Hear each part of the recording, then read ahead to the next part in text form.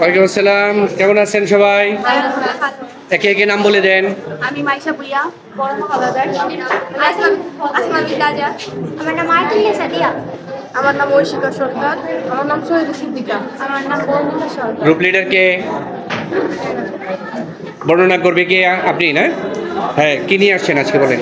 Sir, আজকে আমাদের project হচ্ছে দুইটা। একটি হচ্ছে পদার্থের গলনাঙ্ক ও স্ফুটনাঙ্ক নির্ণয়, আর আরেকটি হচ্ছে দুটি গ্যাসীয় পদার্থের ব্যাপন হার নির্ণয়। হ্যাঁ বলেন, বর্ণনা করেন। এটি হচ্ছে দুটি পদার্থের গলনাঙ্ক এবং স্ফুটনাঙ্ক। এখানে পানি যখন উত্তপ্ত হবে তখন এর এই যে কি হবে 100°C, মানে যে এটা বাড়তেছে ধীরে ধীরে। আর আচ্ছা, গলনাঙ্ক এবং স্ফুটনাঙ্কের পরীক্ষা। গলনাঙ্ক কি আপনি বলেন। তার একটা পদার্থ যখন কঠিন পদার্থ গলে যখন একেবারে তাপীয় হয়ে যাবে তখন তাকে গলনাঙ্ক পদ্ধতি বলে। কোনটাকে গলনাঙ্ক বলবো? গলে যাওয়াটাকে নাকি তার তাপমাত্রাকে? কোনটা? গলে যাওয়া। গলে গেলেই তাকে গলনাঙ্ক বলবো। জি স্যার। আপনি কি একমত? না স্যার, যে কোনো একটা পদার্থ মানে প্রত্যেকটি পদার্থের একটি গলনাঙ্ক আছে, মানে নির্দিষ্ট একটা তাপমাত্রা আছে, ওই তাপমাত্রায় সেটা গলে যায়। এটা তার আচ্ছা, গলনাঙ্ক। গলনাঙ্ক। আর স্ফুটনাঙ্ক কে বলবে?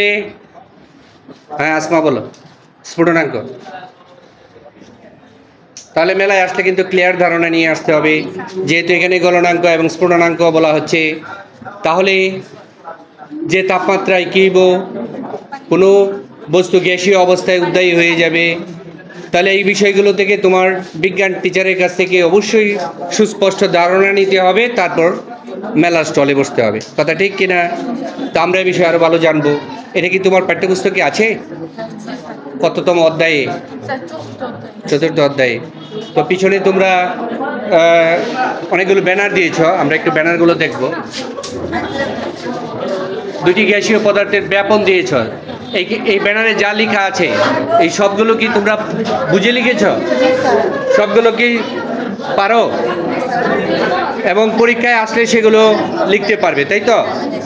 এখন বাস্তব দেখার পর কি এখন ভালো লাগছে আরো বেশি, তাই না? তো বইয়ের পাতা থেকে যখন এটা বাস্তব আসলো তখন সেইটা কি হলো? আরো বেশি উপভোগ্য, তাই না? এটা মেমোরিতে কি হবে? স্থায়ী প্রভাব ফেলবে, তাই না? ওকে, সবাই ভালো করেছো, থ্যাংক ইউ।